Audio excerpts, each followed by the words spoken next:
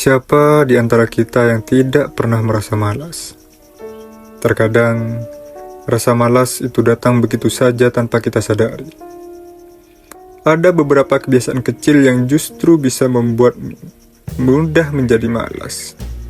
Lalu kebiasaan seperti apa yang bisa membuat kita menjadi malas? Mari kita bahas.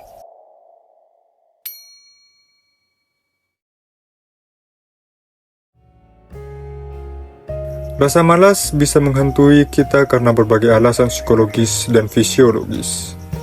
Malas adalah perasaan atau keadaan enggan untuk melakukan aktivitas atau tugas. Biasanya karena kurangnya motivasi, energi, atau minat. Orang yang merasa malas mungkin menunda-nunda pekerjaan atau mencari cara untuk menghindari tugas yang harus dilakukan. Malas bisa bersifat sementara. Misalnya, karena kelelahan atau bisa menjadi kebiasaan yang lebih permanen jika tidak diatasi.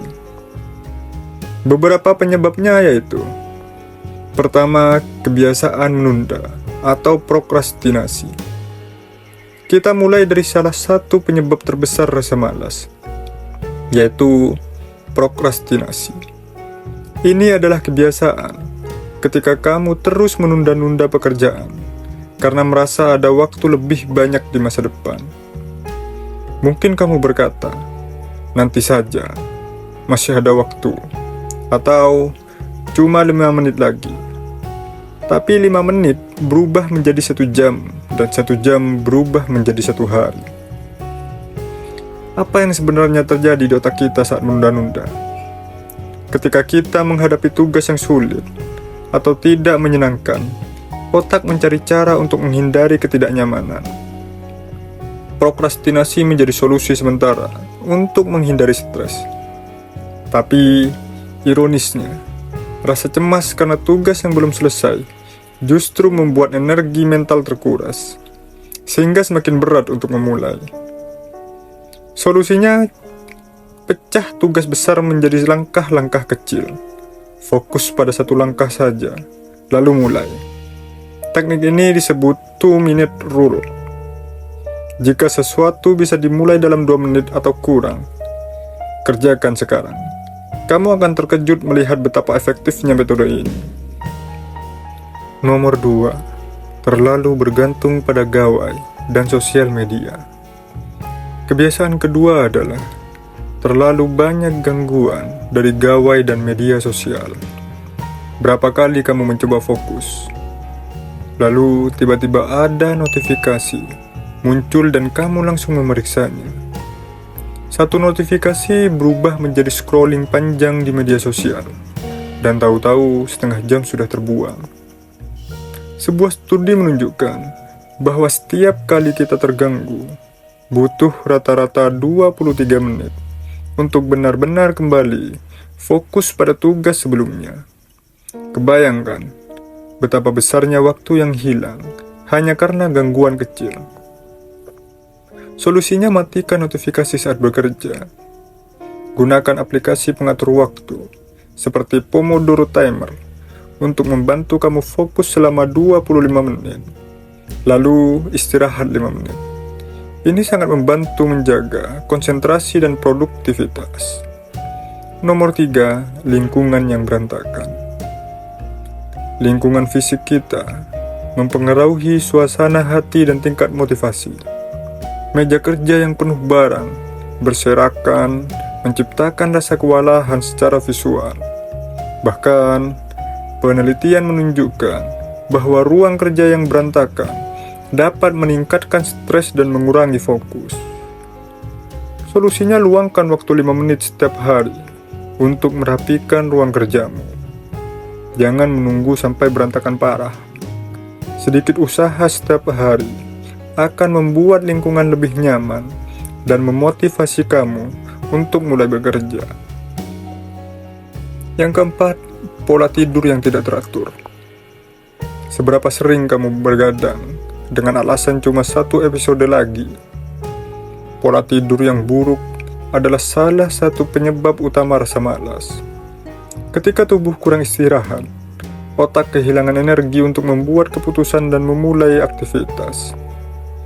Kurang tidur tidak hanya membuat kamu lelah, tapi juga mempengaruhi kemampuan kognitif dan mengurangi tingkat motivasi hingga 60%. Solusinya, buatlah rutinitas tidur yang konsisten. Tidur 7-8 jam per malam. Matikan semua perangkat elektronik, setidaknya 1 jam sebelum tidur. Dan ciptakan suasana kamar yang nyaman untuk istirahat. Nomor 5, tidak membuat rencana yang jelas. Ketika kita bangun tanpa rencana yang jelas, mudah sekali terjebak dalam kebingungan. Akibatnya, kita cenderung memilih aktivitas yang lebih mudah dan menyenangkan, seperti bermain game atau menonton video, dibandingkan menyelesaikan pekerjaan. Solusinya, tulis daftar tugas harian di malam sebelumnya. Prioritaskan 3 tugas terpenting dan mulailah dari sana.